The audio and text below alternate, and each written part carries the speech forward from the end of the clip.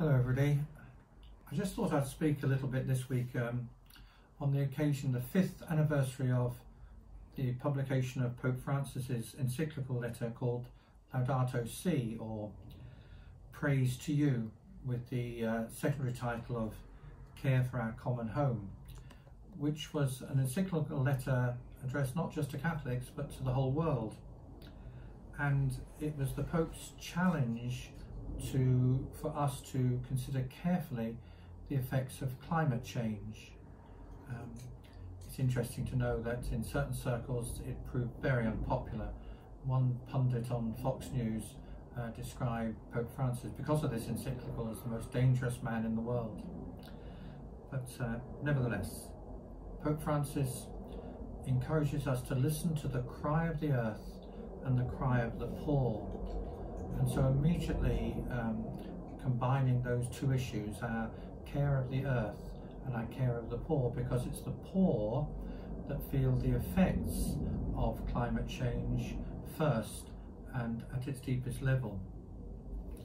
And so Pope Francis in that encyclical encourages us all to live more simply and to be more thoughtful about things and about issues such as climate change. And it's just interesting, I think, in this time of the pandemic, that it has, more than interesting, it's frightening really, how it's highlighted inequality. We have our worries, of course we do, and so we're encouraged to wash our hands and keep socially distant, and quite right too, that's what we're doing. But, you know, it must be so different for so many other people in the world. How many people in our world don't have access to clean water and soap? How many are living in refugee camps where social distancing is just not possible? And so it's highlighting that inequality that we have in our world. There are some things that have been really nice about the lockdown. Living here near Heathrow Airport, it's so much quieter, not nearly so many aeroplanes. It's quieter because there's not so many cars on the road.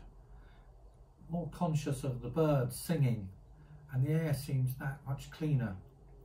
And I suppose, you know, what has been good in this lockdown, those sort of things, perhaps makes us hope and encourages us in the future to live more simply, to enjoy those things a little bit more, and to realise that in the end it's our family and our neighbours and our friends that are most important to us, not so much what we possess or what we can accumulate.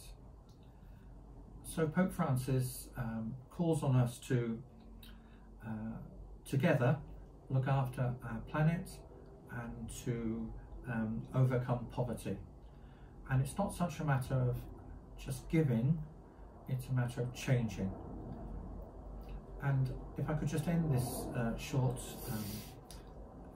reflection by reading the prayer that comes at the end of Laudato Si, and it's called A Prayer for Our Earth. All-powerful God, you are present in the universe and in the smallest of your creatures. You embrace with your tenderness all that exists. Pour out upon us the power of your love, that we may protect life and beauty.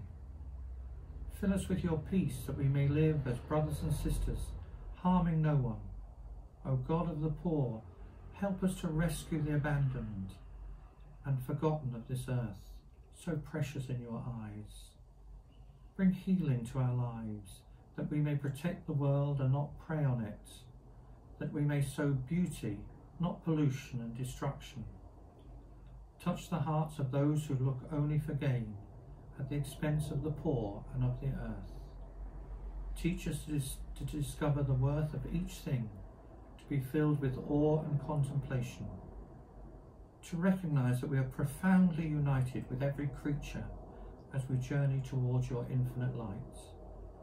We thank you for being with us each day. Encourage us, we pray, in our struggle for justice, love and peace. Thank you very much, and God bless you all.